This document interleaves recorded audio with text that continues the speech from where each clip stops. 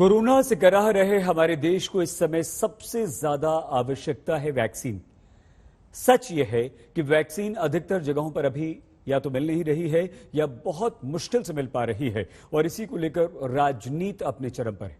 विपक्ष ने वैक्सीन पर लगे पोस्टर पर जोरदार राजनीति शुरू कर दी है।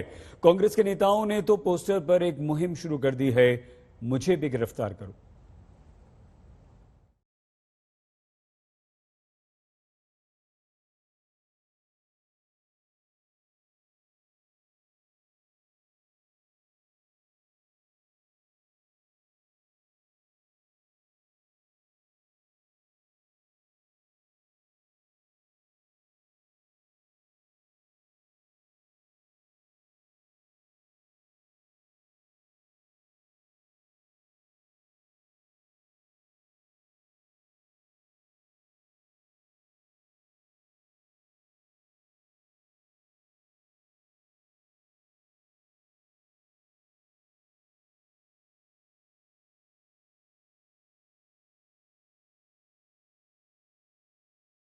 वैक्सीन को लेकर प्रधानमंत्री को निशाना साधते हुए पोस्टर लगाए जा रहे हैं। अब दिल्ली पुलिस इन तमाम पोस्टरों पर एक्शन ले रही है। दिल्ली में अब तक 25 एफआईआर दर्ज हो चुकी है और इतने ही लोगों को गिरफ्तार किया जा चुका है। गिरफ्तार करने वालों में मजदूर तबके के लोग हैं।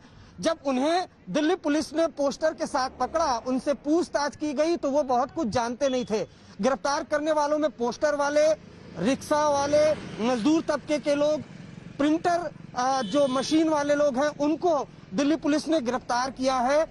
पुलिस का कहना है कि इसमें किसी राजनीतिक पार्टी का भी हाथ हो सकता है, जिसकी जांच की जा रही है। पुलिस का एक्शन होते ही पोस्टर पर जबरदस्त पॉलिटिक्स शुरू हो गई। कांग्रेस को मौका मिल गया केंद्र को घेरने का। राहुल गांधी ने इस पोस्टर को ट्विटर पर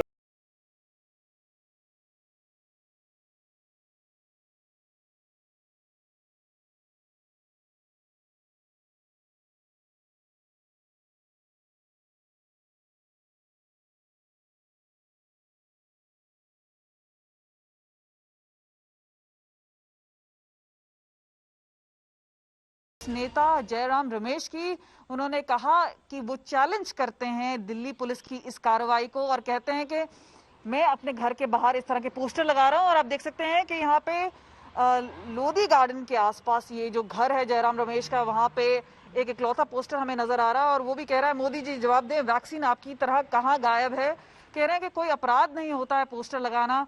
और जो बड़ी बात ये आ रही है कि जो गरीब तबके से आए ये लोग हैं, जिन्हें पहले बुक किया गया, गिरफ्तार किया गया और उसके बाद उनकी बेल हुई, उस पर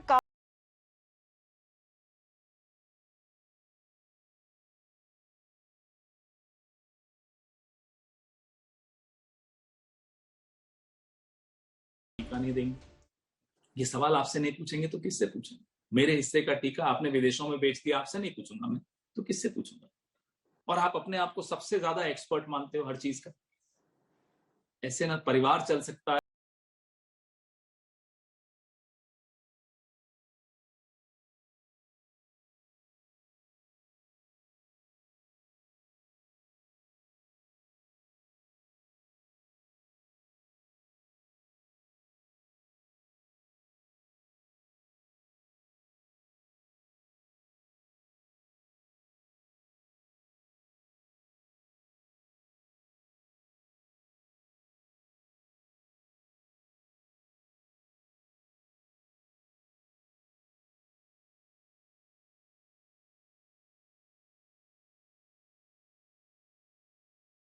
हुआ है, हमने दोनों कंपनियों को भी लिखा हुआ है कि भाई आप हमें वो दीजिए, वैक्सीन दीजिए, लेकिन अभी वैक्सीन के आने का कोई इंडिकेशन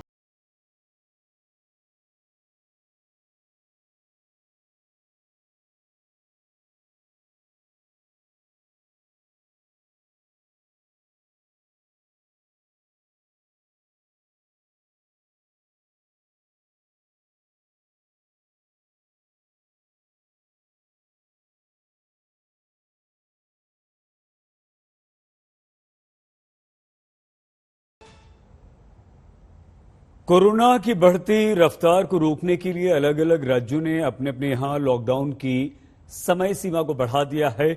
उत्तर प्रदेश और हरियाणा में लॉकडाउन अब 24 मई तक बढ़ा दिया गया, तो पश्चिम बंगाल में 30 मई तक के लिए सख्त लॉकडाउन का आदेश जारी कर दिया गया।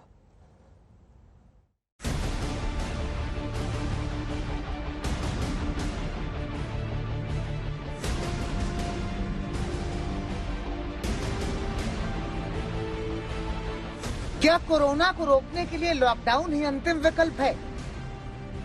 ये सवाल इसलिए उठ रहा है क्योंकि धीरे धीरे ही सही, किश्तों में ही सही, अलग अलग मुख्यमंत्री अपने अपने सूबे में लॉकडाउन बढ़ा रहे हैं। सबसे पहले बात दिल्ली की। दिल्ली में चौथी बार लॉकडाउन बढ़ा दिया गया है। दिल्ली में अब लॉकडाउन 24 मई तक रहेगा। लॉकडाउन कल सुबह 5 बजे तक के लिए था। उसको देखते हुए जो अभी रिकवरी हो रही है दिल्ली के अंदर, काफ़ी अच्छे स्तर पे रिकवरी हो रही है। कोरोना काफ़ी तेज़ी के साथ कम हो रहा है, लेकिन जो गेन्स हम लोगों ने पिछले कुछ दिनों में किए, हम नहीं चाहते कि वो एकदम से ख़त्म हो। तो अभी 1 हफ्ते के लिए लॉकडाउन को हम और बढ़ाने जा रहे हैं। तो कल की बजाय अगले सोमवार को सुबह 5 बजे तक के लिए दिल्ली में लॉकडाउन बढ़ाया जा रहा है। लॉकडाउन बढ़ाने के साथ ही ये भी तय कर दिया गया है कि पहले जैसी पाबंदियां जारी रहेंगी। दिल्ली के बाद बात उत्तर प्रदेश की करते हैं। उत्तर प्रदेश में भी आंशिक लॉकडाउन की तारीख बढ़ा दी गई है। बीमारियों से ग्रसित कोई भी व्यक्ति हो या कम इम्यूनिटी से जुड़े हुए जो भी लोग हैं, वे सभी लोग घर के बाहर न निकलें, घर में भी मास्क लगाएं।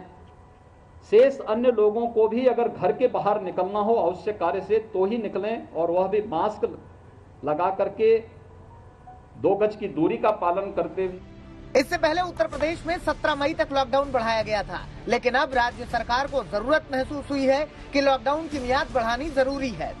यूपी के अलावा पश्चिम बंगाल में भी 30 मई तक संपूर्ण लॉकडाउन लागू कर दिया गया है। इस दौरान सिर्फ जरूरी सेवाओं की ही छूट मिलेगी।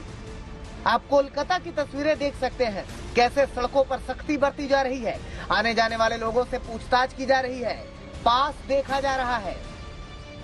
पश्चिम बंगाल में लॉकडाउन की पहली सुबह का नज़ारा हम आपको दिखा रहे हैं। हालांकि स्टेट गवर्नमेंट ने ऑफिशियली इसे लॉकडाउन नहीं कहा है, रेस्ट्रिक्शंस कहा है, लेकिन जो मूवमेंट है व्हीकल्स की, इसके अलावा लोगों की, उस पर रेस्ट्रिक्शन है सिवाय इमरजेंसी सर्विसेज की। 7 से 10 सुबह के जो ग्रॉसरी शॉप्स हैं, सब्जी बेचने वाले हैं, उन सबको खुला रहने की इजाज़त दी गई है। लेकिन जो लोग बाहर निकले हैं उनको सिर्फ इमरजेंसी सर्विसेज के अलावा बाहर निकलने की इजाज़त दी गई है, जहाँ पुलिस हर जगह तैनात की गई है। खास तौर पर जो मुख्य चौराहे हैं, मुख्य सेक्शन है, वहां पर पुलिस लगातार नजर रख रही है, देख रही है कि लोग जो बाहर निकले हैं वो इमरजेंसी सर्विसेज के लिए बाहर निकले हैं या फिर ऐसे ही तफरी करने के लिए या किसी और वजह से बाहर निकले हैं। और जो सड़कों का हाल है वो मैं आपको दिखा रहा हूं। लगभग खाली सी सड़कें हैं, काफ़ी कम लोग दिखाई पड़ रहे हैं सड़कों पर, क्योंकि 7 से 10 के बीच थोड़ी बहुत भीड़ होनी है, क्योंकि उस वक्त में ग्रॉसरी, इसके अलावा जो सब्जी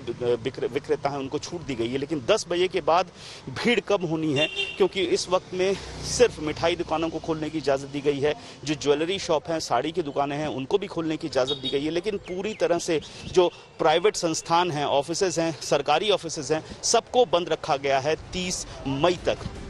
लॉकडाउन के चलते हमेशा लोगों से ठसाठस रहने वाला हावड़ा ब्रिज पर भी सन्नाटा पसरा है। कोलकाता के अलावा हरियाणा में भी लॉकडाउन 24 मई तक बढ़ा दिया गया है। हरियाणा में 3 मई से लॉकडाउन चल रहा है। एक बात सर्वसामान्य सब ओर से आने लगी है, जनता की ओर से भी कहा जाने लगा है कि थोड़ी सख्ती कुछ दिन और रखनी चाहिए, क्योंकि भी डाउनवर्ड ट्रेंड आया है। तो इसलिए अभी इसको उसी स्थिति में जैसे चल रहा है, 1 सप्ताह के लिए इसको और आगे बढ़ाया जाता है। 24 तारीख प्रातःकाल 6 बजे तक इसको एक्सटेंड किया जाता है। महाराष्ट्र में पहले ही लॉकडाउन 1 जून तक बढ़ाया जा चुका है। तो कुल मिलाकर यूं समझिए कि सरकारों को समझ आ रहा है कि सिर्फ लॉकडाउन ही एकमात्र विकल्प बचा है जो कोरोना की चेन तोड़ सकता है। शायद इसीलिए राज्य लॉकडाउन किश्तों में बढ़ा रहे हैं। कोलकाता से अनुपम मिश्र के साथ आज तक ब्यूरो। अलग अलग राज्यों में लॉकडाउन इसलिए बढ़ाया जा रहा है क्योंकि लॉकडाउन के द्वारा कोरोना के केसेस में कमी आ रही है। दिल्ली में कोरोना के मामले घट रहे हैं। उत्तर प्रदेश में भी नए कोरोना संक्रमितों की संख्या में काफी कमी आ रही है। मगर चिंता की बात सिर्फ इतनी है कि अभी भी कोरोना से मरने वालों का जो आंकड़ा है वो कम नहीं हो रहा और वो बहुत डरा रहा है।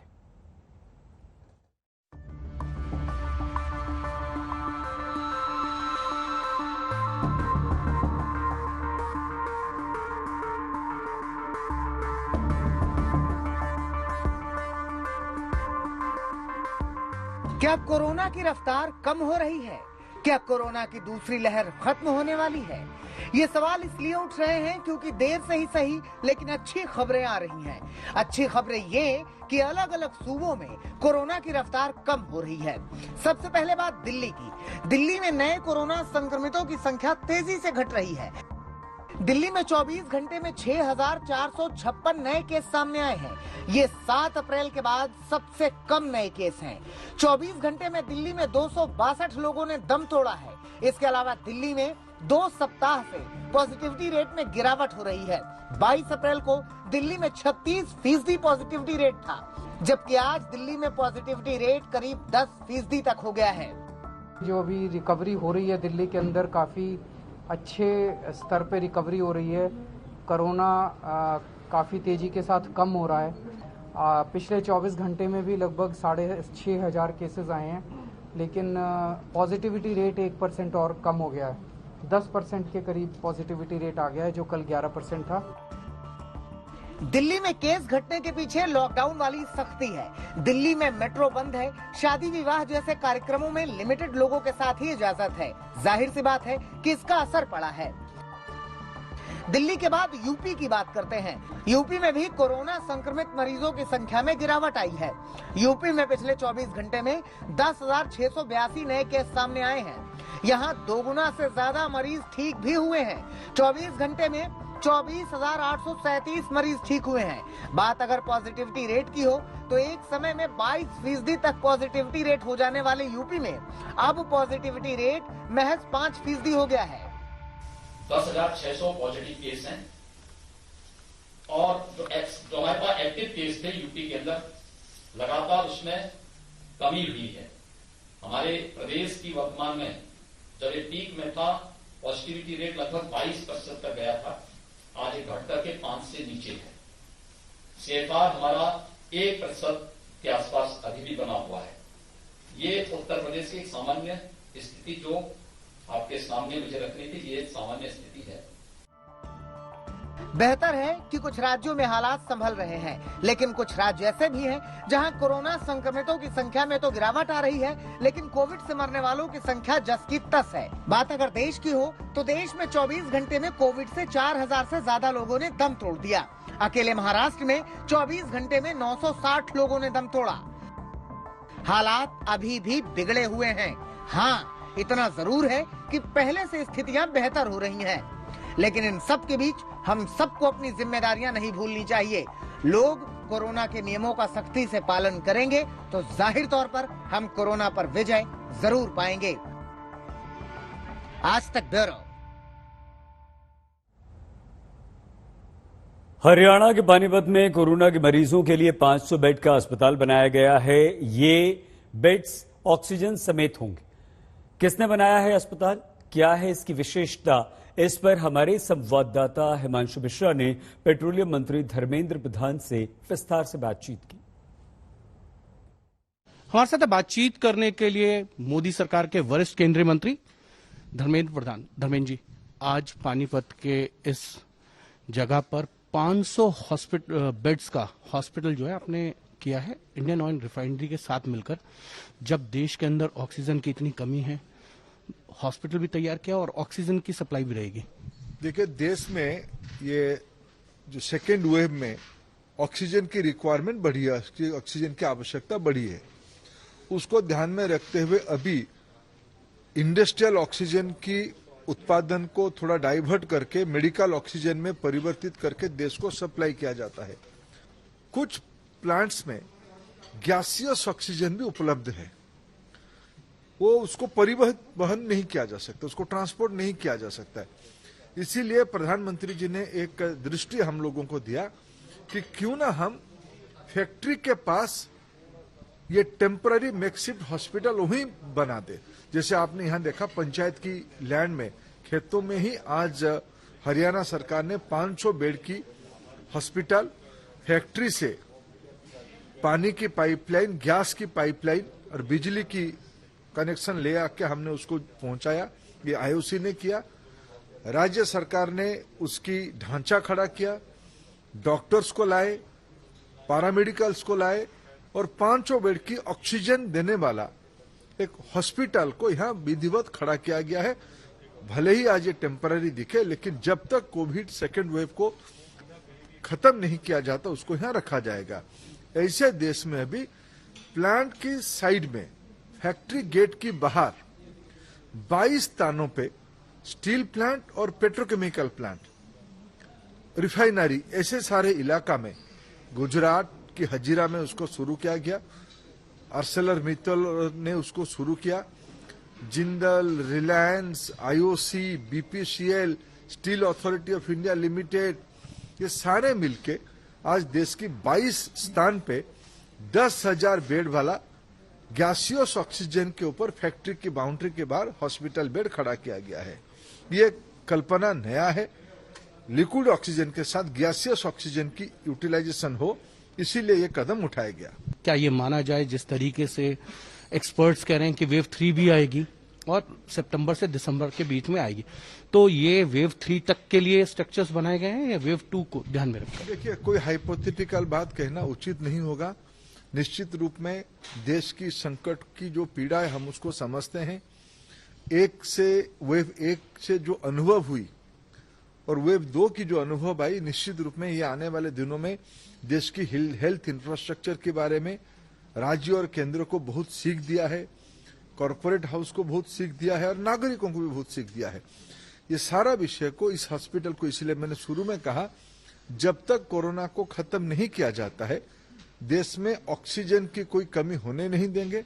ऑक्सीजन आधारित बेड्स, वेंटिलेटर हो, ऑक्सीजन सिलेंडर हो, 1 लाख कॉन्सेंट्रेटर सरकार खरीद रही है, उसमें कई बड़ी भारी नंबर आ भी चुका है।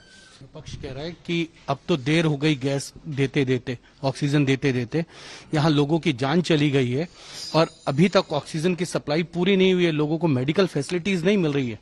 देखिए, मैं तो एक तथ्य आपको, राहुल गांधी और, देखिए, मैं किसी की मंतव्य टिप्पणी देने का ये घड़ी नहीं है, लेकिन जो तथ्य हम रखना चाहते हैं, अप्रैल महीने में देश की स्वास्थ्य व्यवस्था 1300 मेट्रिक टन मेडिकल ऑक्सीजन खपत करती थी।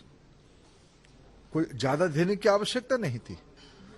15 अप्रैल आते आते इसकी डिमांड 6000 तक पहुंच गया। 1 मई आते आते डिमांड 9-10 हजार तक पहुंच गया और हम 10,000 दे रहे हैं। आखिर 1 महीने के अंदर उसको तो रैंप अप किया ही गया ना। ये कमी हुई, क्या ये पर्याप्त था? पर्याप्त तो था नहीं, इसीलिए तो किल्लत हुई।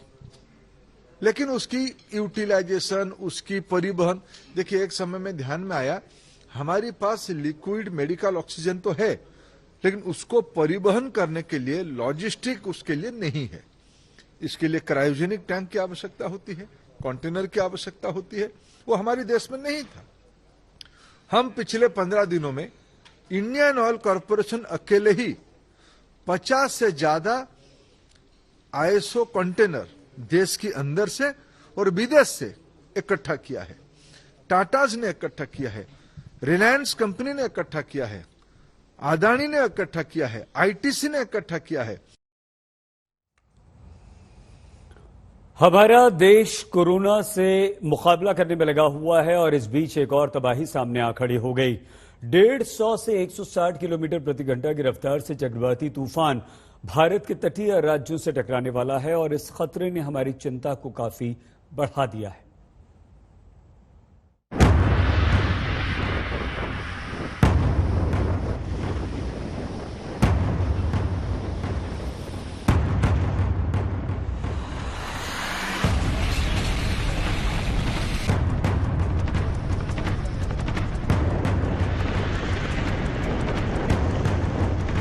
जब कुदरत अपने आप पर उतर आए तो कुछ भी हो सकता है।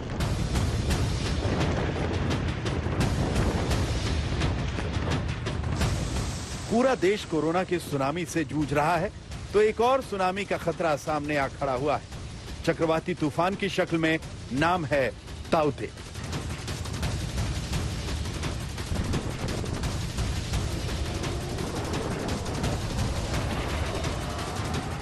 जी हां, गोवा से आ रही ये तबाही उसी तूफान की एक छोटी सी दस्तक है। ट्रेलर है उस खतरे का जो देश के 5 राज्यों पर कहर बनकर टूटने वाला है। गोवा की हालत तो अभी से खराब होने लगी है। हम गोवा के वेला मार्केट एरिया में मौजूद है और यहाँ पर आप देख सकते हैं तस्वीरों में सैकड़ों की तादाद में किस तरह से बड़े बड़े पेड़ यहाँ पर गिरे हुए हैं। ये जो पूरा मार्केट है वहाँ पर, उस मार्केट पर पेड़ गिरा हुआ है। पास ही में एक मंदिर है, उस पर भी ये बड़ा सा पेड़ गिरा हुआ है। और यहाँ के हालात ऐसे हैं कि ऐसी तस्वीरें आपको जगह जगह मिल जाएगी। ये देखिए कितने बड़े बड़े पेड़ है और एक साथ इस पूरे रास्ते पर ऐसे गिरे हैं, ये पूरा रास्ता बंद हो चुका है। ये घरों की तस्वीरें देखिए, जो इनके छपरे हैं ये पूरी तरीके से उड़ चुके हैं। समुद्री तूफान की अपनी रफ्तार और अपनी मार होती है। अभी तो उस तूफान के समुद्री तट से टकराने का वक्त है, लेकिन उससे पहले गोवा में मौसम ने अपना रुख बदलना शुरू कर दिया है। यहाँ लगातार तेज बारिश हो रही है। तूफान की चपेट में आकर पेड़ गिर रहे हैं, संपत्तियों का नुकसान हो रहा है। साइक्लोन तौते के वजह से गोवा में किस तरह से तबाही मची है, ये तस्वीरें हम आपको सीधे दिखाना चाहते हैं। ये देखिए ये कितनी बड़ा ये जो पेड़ है वो सीधा इस गाड़ी पर आ जाकर गिरा है। अच्छी बात ये रही कि उस वक्त इस गाड़ी में कोई मौजूद नहीं था, यहाँ पर ये पार्क थी और ये सीधा बड़ा जो पेड़ है वो इस गाड़ी पर आ गिरा है। ऐसे ही हालात गोवा में अलग अलग जगहों पर दिखने मिल रहे हैं। और देखिए ये एक इंडियन आर्मी की ऑफिस है और उसके अंदर ये इतना जो बड़ा पेड़ है वो सीधा का सीधा नीचे आ गिरा है। उधर मुंबई में भी मौसम ने पलटी मारी है। कोरोना से जूझ रही मुंबई तूफान के खतरे से पूरी तरह सहम और सिमट गई है। अरब सागर से उठने वाला यह तूफान 17 मई की शाम से 18 मई की सुबह गुजरात के तटीय इलाकों से गुजरेगा। पोरबंदर और महुआ के बीच वेरावल में इसके समुद्री तट से टकराने की आशंका है। गुजरात के 14 जिले इस समुद्री तूफान की चपेट में आ सकते हैं। गुजरात में बचाव की तैयारी शुरू है। 30 से ज्यादा एनडीआरएफ टीम अलर्ट पर हैं। गुजरात में करीब 14 ऐसे जिले हैं जिनको अलर्ट पर रखा गया है।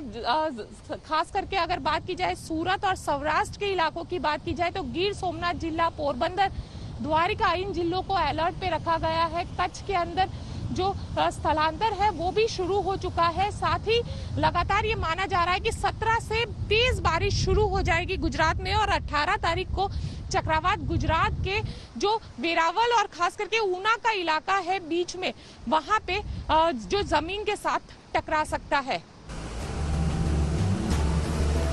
आशंका जताई गई है कि तूफान के दौरान 150 किलोमीटर प्रति घंटे की रफ्तार से हवा चलेगी। रफ्तार इससे ज्यादा भी हो सकती है। गुजरात, महाराष्ट्र, कर्नाटक, केरल, गोवा, दमन दीव और दादर नगर हवेली, इन तमाम राज्यों में ये तूफान तबाही मचा सकता है। लक्षद्वीप में भारी बारिश की आशंका जताई गई है। केरल में गुरुवार रात से बारिश जारी है। कई इलाकों में राहत शिविर लगाए गए हैं। कर्नाटक में ताउते चक्रवात का असर दिखने लगा है। पिछले 24 घंटे में 6 जिलों में भारी बारिश हुई है। पोरबंदर से गोपी घांगर, गोवा से सौरभ अख्तानिया के साथ पंकज उपाध्याय, मुंबई आज तक। और अब हम आपको हमारे देश के गांवों में स्वास्थ्य सुविधाओं की स्थिति और सरकार के दावों का सच दिखाएंगे। आज तक की टीमें लगातार ग्राउंड जीरो से विभिन्न प्रदेशों के गांवों की सच्चाई आपको दिखा रही हैं। तो आइए आज सबसे पहले पंजाब के मोहाली हम आपको लिए चलते हैं, जो राज्य के स्वास्थ्य मंत्री का क्षेत्र है। लेकिन कोरोना के दौर में मोहाली में लोगों के इलाज की तैयारी देखकर आप खुद कह देंगे कि यहां क्या हो रहा है।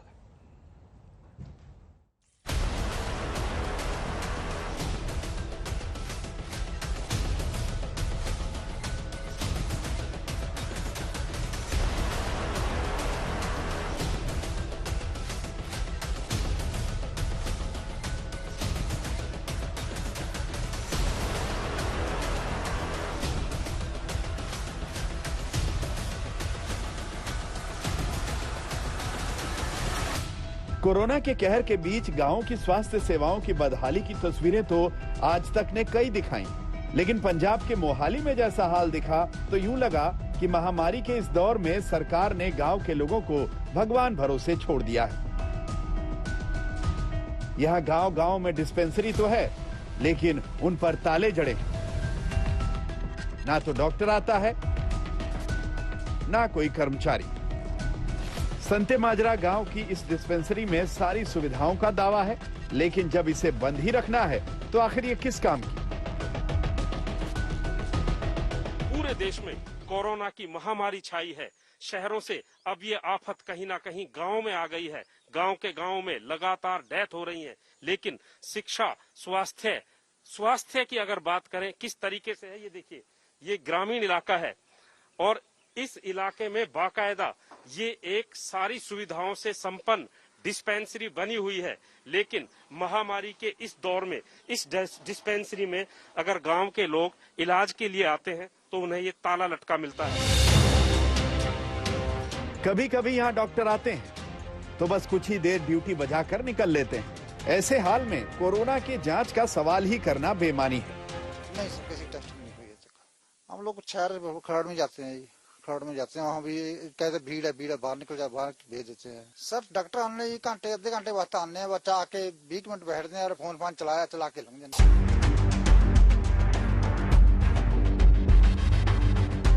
कोरोना के दौर में पंजाब के गांव-गांव में लोग बीमार पड़ रहे हैं, लेकिन ना इलाज की सुविधा है, ना जांच की व्यवस्था। नाराज गांव वालों का कहना है कि सरकार ने लोगों को मरने के लिए छोड़ दिया है। ਸਾਡੀਆਂ ਸਰਕਾਰਾਂ ਦਾ ਫੇਲ ਸਿਸਟਮ ਹੈ। ਜੋ ਇਹਦੇ ਵਿੱਚ ਆਉਂਦਾ ਹੈ, ਜੋ ਅਪਲਾਈ ਲੱਗ ਜਾਂਦਾ ਉਹਨੂੰ ਲੱਗ ਜਾਂਦਾ। ਮੈਂ ਤਾਂ ਆਪਣੇ ਨਿਆਣੇ ਪਾਲ ਰਿਹਾ, ਨੌਕਰੀ ਹੈ ਤੇ ਮੈਨੂੰ ਆਪਣੀ ਤਨਖਾਹ ਮਿਲੀ ਹੈ, ਲੱਖ ਹਜ਼ਾਰ ਰੁਪਏ ਆਪਣਾ ਹਾਜ਼ਰੀ ਲਾਈ, ਰਜਿਸਟਰ ਕਾਲੇ ਕੀਤੇ ਤੇ ਲੈ। ਉਹਨਾਂ ਨੂੰ ਕਿਸੇ ਨੂੰ ਕੋਈ ਪਰਵਾਹ ਨਹੀਂ ਹੈ ਕਿਸੇ ਮਰਨੇ ਦੀ, ਕਿਸੇ ਜੰਮਣੇ ਦੀ। ਗਰੀਬ ਜਨਤਾ, ਇਹ ਜਿਹੜੀ ਗਵਰਨਮੈਂਟ ਨੇ ਪੈਸਾ ਇਹਨਾਂ ਇਨਫਰਾਸਟ੍ਰਕਚਰ ਆ ਚਿੱਟੇ ਹਾਥੀ ਖੜੇ ਕਰੇ ਆ, ਇਹ ਇਸ ਲਈ ਕਰੇ ਆ ਵੀ ਇਹ ਜਿਹੜੇ ਗਰੀਬ ਲੋਕ ਹੈ ਜਿਨ੍ਹਾਂ ਦੀ ਇਨਕਮ ਨਹੀਂ ਹੈ ਉਹ ਆਪਣਾ ਇਲਾਜ ਕਰਾ ਸਕਣ। ਉਹ ਵਿਚਾਰੇ ਤੜਫ ਤੜਫ ਕੇ ਕੋਈ ਬਿਨਾਂ ਟੈਸਟਿੰਗ ਤੇ ਮਰ ਰਿਹਾ, ਕੋਈ ਕਿਤੇ ਮਰ ਰਿਹਾ, ਕੋਈ ਕਿਤੇ ਤੜਫ ਰਿਹਾ। ਗਰੀਬਾਂ ਦੀ ਕੋਈ ਵਿਚਾਰਿਆਂ ਦੀ ਦੁੱਖ नहीं। गांव में इलाज मिल नहीं रहा, लिहाजा बीमार पड़ रहे लोग शहरों में आने को मजबूर हैं और गांव में स्वास्थ्य सेवाओं के नाम पर बनाई गई ये बिल्डिंग बस सफेद हाथी बनकर रह गई। एक तरफ जहां कोरोना की महामारी के चलते शहरों में अस्पताल फुल हैं, लोगों को बेड नहीं मिल रहे हैं, ऑक्सीजन नहीं मिल रही है, दवाई नहीं मिल रही है और गांव के लोग लगातार शहरों की तरफ भाग रहे हैं। उसकी दरअसल वजह यह है कि गांव में जो सरकारी अस्पताल बने हुए हैं, डिस्पेंसरी बनी हुई हैं, जिनके अंदर तमाम सुविधाएं हैं, सरकार ने इन बिल्डिंगों पर करोड़ों रुपए खर्च किया है। वहां पर हालत ये है कि यहाँ पर लोग आते हैं और वापस अपने घरों को बिना इलाज के चले जाते हैं। दरअसल ये देखिए, ये पूरी एक प्रॉपर डिस्पेंसरी बनी हुई है जिसके अंदर तकरीबन 5 से 7 बेड हो सकते हैं और इतने बेड से मोहाली का ये संते माजरा गांव है, यहाँ पर तकरीबन 10 से 20 लोगों का इलाज हो सकता है। कोरोना के कहर के चलते मोहाली के गांव में भी लोगों की जान जा रही है, लेकिन इस हाल के बावजूद डॉक्टर और स्वास्थ्य सेवाएं गांव तक नहीं पहुंच रही। शहर में एक तो 45 साल का लड़का मरा है, एक थोड़ा बुजुर्ग था वो मरा है, ऐसे काफी मरीज है। लेकिन यहाँ पर कोई इलाज की व्यवस्था नहीं है। नहीं, प्राइवेट के यहाँ पर वहाँ धक्के खाने पड़ते हैं ना। प्राइवेट में जाओ, सरकारी में नहीं। नहीं, लॉक लगा हुआ है, यहाँ पे आता ही नहीं कोई। ਤੇ ਅਸੀਂ ਤਾਂ ਦੇਖਿਆ ਨਹੀਂ ਨਾ ਕੋਈ ਇਹਨਾਂ ਨੇ ਕੋਈ ਜਾਗਰੂਕਤਾ ਜਿਹੜੀ ਕਰੋਨਾ ਦੇ ਵਾਸਤੇ ਮਤਲਬ ਲੋਕਾਂ ਨੂੰ ਅਵੇਅਰ ਕਰਨ ਲਈ ਉਹ ਵੀ ਨਹੀਂ ਕੁਝ ਕੀਤਾ ਤੇ ਨਾ ਹੀ ਵੈਕਸੀਨੇਸ਼ਨ ਵਗੈਰਾ ਦਾ ਕੁਝ ਕਰ। सबसे बड़ी हैरानी की बात यह है कि मोहाली खुद पंजाब के स्वास्थ्य मंत्री बलबीर सिद्धू का क्षेत्र है। कोरोना के दौरान लोगों की मदद को लेकर उनके दावे भी बड़े बड़े हैं, लेकिन जमीन पर उतरकर देखने पर हकीकत कुछ और ही नजर आ रही है। मोहाली जिला बल्कि पंजाब के स्वास्थ्य मंत्री बलबीर सिंह सिद्धू का अपना जिला है। वहां पर हालात क्या है, जिस भी डिस्पेंसरी में आप जाते हैं वहां पर तस्वीर ये मिलती है कि जैसे ही आप दरवाजा खोलते हैं तो सबसे पहले ताला लगा हुआ नजर आता है। और जो ग्रामीण है वो लगातार इन डिस्पेंसरियों में घूमते हुए नजर आते हैं और उम्मीद जता रहे हैं कि काश कोई डॉक्टर यहाँ पर भी आए और वो भी इन्हें किसी तरह की दवाई दे, इलाज करे। लेकिन यहाँ पर जहाँ पर भी कैमरे की नजर जाती है वहां पर सिर्फ ताले बंदी के सिवाय कुछ भी नजर नहीं आता है। सिर्फ एक दो गांव नहीं, आज तक की टीम मोहाली के कई गांवों में गई, लेकिन वहां भी एक सी ही तस्वीर दिखाई पड़ी। ये देखिए, ये फुल फ्लैश्ड एक डिस्पेंसरी बनी हुई है, इसके अंदर बेड हैं, हर तरह की मेडिकल सुविधा है, लेकिन क्या नहीं है, वो दरअसल ताला अपने आप में बता रहा है कि यहाँ पर इसको संभालने वाला, इसकी देखभाल करने वाला कोई नहीं है। कोरोना संकट के बीच गांव की बदहाली पर विपक्ष लगातार पंजाब सरकार पर हमले बोल रहा है। कदों दे राज करते आ रही दोनों पार्टियां ते पिंडां 'च कोई डिस्पेंसरी नहीं। जे डिस्पेंसरी है तो उत्थे डॉक्टर नहीं, जे डॉक्टर है तो दवाई नहीं। एक पैरासीटामोल जिहड़ी है वो टैबलेट हैगी है वो दे दिंदे। 60 ਤੋਂ 70% डिस्पेंसरियां दे विच मैडिकल अफसर नहीं है। फिर कित्थे चैक कराउणगे जी पिंडां वाले? ते ਉਹ ਤਾਂ हर वेले तुसीं कह दिंदे हो ਜਦੋਂ भी कोई मुसीबत आउंदी है आपदा पैरा रख लो जी, आपदी सेफ्टी का प्रबंध आप करो जी। कोरोना के हमले के बीच जब लोगों की जान बचाने के लिए सरकार को ज्यादा इंतजाम करने चाहिए, उस दौर में पंजाब के गांवों में स्वास्थ्य सेवाओं का यह हाल लोगों की जिंदगी पर भारी पड़ सकता है। मोहाली से सत्येंद्र चौहान के साथ आज तक ब्यूरो। हम आपको देश के विभिन्न राज्यों के गांवों की स्थिति दिखा रहे हैं, उन राज्यों में किस तरह से कोरोना से युद्ध लड़ने के लिए काम हो रहा है। तो आइए अब हम आपको बिहार के सारण के अकिलपुर पंचायत लिए चलते हैं। यहां जबरदस्त मुश्किलें हैं। 25,000 की आबादी है और स्वास्थ्य केंद्र सिर्फ एक, लेकिन हाल एक स्वास्थ्य केंद्र का देखकर आपको पता चल जाएगा कि कोरोना के संकट से निपटने के लिए हमारी बिहार की सरकार, नीतीश कुमार की सरकार कितनी गंभीर है।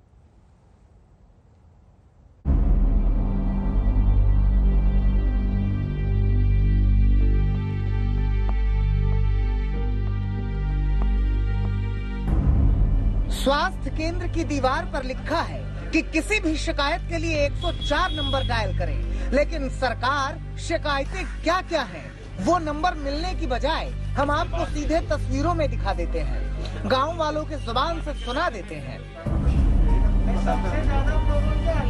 ये सारण जिले की अकिलपुर पंचायत है। आबादी 25,000 है और लोगों के इलाज का सहारा है ये उप स्वास्थ्य केंद्र। अब इस स्वास्थ्य केंद्र में क्या क्या सुविधाएं हैं वो भी देख लीजिए।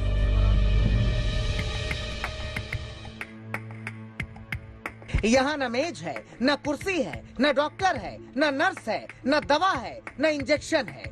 सीधे शब्दों में कमरा पूरा खाली है। यानी महामारी के इस दौर में गांव वालों के लिए दुआ ही आखिरी सहारा है। जिस दूसरे कमरे में दवा के नाम पर कुछ दिख भी रहा है, अब वहाँ का हाल भी देख लीजिए। देखने की कोशिश करते हैं। यहाँ पर ऐसा आपको कहीं से भी दिखाई नहीं देगा कि ये स्वास्थ्य उपकेंद्र है।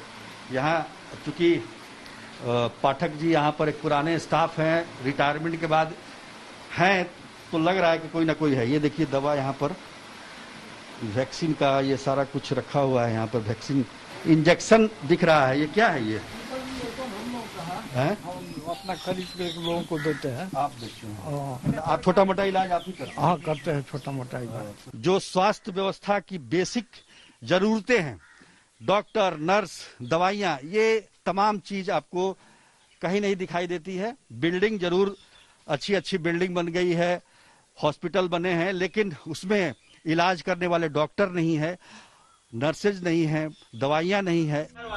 तो ऐसे हाल में सवाल यही है कि गांव में अगर किसी में कोरोना का लक्षण दिखता है तो वो इलाज कहां कराएगा, किसके पास जाएगा? उप स्वास्थ्य केंद्र की हकीकत गांव वाले जानते हैं। यही वजह है कि सर्दी बुखार होने पर गांव वाले बिना टेस्ट के ही खुद को कोरोना पॉजिटिव मान लेते हैं। हमारे स्मेल चली गई, टेस्ट चला गया, इससे हमें पता लगा कि मतलब कोरोना पॉजिटिव हुए हम। बट जो हमारे पास जांच का अभाव था, इसलिए कहीं जांच कराने जा नहीं पाए हम लोग, यहीं पे करवाया हमने। अब खुद से क्वारंटीन होके दवा लिया। जो मान लिए अपने आप की? हाँ, हम मान लिए कि हमें कोविड हो चुका है और खुद से ही हम क्वारंटीन होके अपने आप को रिकवर किया। गांव के तमाम लोग बीमार हैं, कोरोना का डर भी है, लेकिन टेस्टिंग कहां कराएं, कैसे कराएं, क्योंकि यहां ना तो सुविधा है और न सुनवाई। मेरे पीछे आप देख सकते हैं, ये स्वास्थ्य उप केंद्र है यहाँ का। करीब 25,000 से ज्यादा की आबादी वाला ये पंचायत है किलपुर, और इसमें ये स्वास्थ्य उप केंद्र बनाया गया है। लेकिन आपको जो ये दिखाई दे रहा है, ये केवल बिल्डिंग ही दिखाई दे रहा है, इसका अंदर कुछ भी नहीं है। डॉक्टर की तो नियुक्ति है नहीं यहाँ पर, एक नर्स कभी कभार यहाँ पर आती जरूर है, लेकिन जो महामारी का दौर चल रहा है उसमें न कहीं टेस्टिंग की कोई सुविधा है, न वैक्सीनेशन की सुविधा है। सरकार ने गांव वालों की समस्या से आंखें फेर ली हैं। ऐसी सूरत में किसी दौर में बेसिक हेल्थ वर्कर रहे 85 साल के हरिशंकर पाठक ही लोगों को दवा दे रहे हैं। जगह पर कई पोस्टर खत्म हो गया, नीतीश सरकार में यही दिक्कत हुआ कि हमारे नाम का, हमारे पोस्ट का कोई भी जितना बेसिक हेल्थ वर्कर कोई है ही नहीं, कोई है नहीं है। जितने थे सब रिटायर कर गए और उसके जगह पर किसी की बहाली नहीं हुई। लेकिन कई मरीज ऐसे भी हैं जिनकी हालत गंभीर होने पर उनकी जान पर बनाती है। खुद से अपना दानापुर जाना पड़ता है, कोई न एम्बुलेंस का व्यवस्था है, न डॉक्टर का फैसिलिटीज है। अगर सीरियस कंडीशन में कोई पेशेंट है तो उसको यहीं मरना पड़ेगा। मर जाते हैं वो, जाते जाते बहुत ज्यादा एक्सपायर कर जाती है ना। तो व्यवस्था दिया जाए, यही कहा जा सकता है। अब बताइए, स्वास्थ्य केंद्र है, यहाँ डॉक्टर नहीं है, कि आपका वैक्सीनेशन भी होता है तो 2 दिन आती है लेडी या 10 दिन गायब रहती है। कोई नियम कानून नहीं है, कोई सिस्टम नहीं है। अखिलपुर पंचायत का उप स्वास्थ्य केंद्र एक मकान में चल रहा है। जिसके परिवार ने इस स्वास्थ्य केंद्र को जमीन दी थी, वो भी अब इसकी बदहाली का दुखड़ा रो रहे हैं। उद्देश्य था कि गांव के स्वास्थ्य का जो है उन्नयन हो और लोग यहाँ स्वस्थ रहें, लेकिन दुर्योगवश आज तक लगभग 25-30 साल, 80 के आसपास में हो गया, ज्यादा समय हो गया। तो आज तक जो है इसमें कभी कोई डॉक्टर या कोई इस तरह के सुई रुई दवा, इसकी कोई व्यवस्था, समुचित व्यवस्था कभी नहीं दिखा। ऐसे हालात से साफ है कि बिहार के गांव में कोरोना से निपटने के लिए सरकार के पास कोई ठोस प्लान नहीं है, जिससे गांव वालों की जान पर आफत लगातार बनी हुई है। सुजीत झा, सारण, आज तक।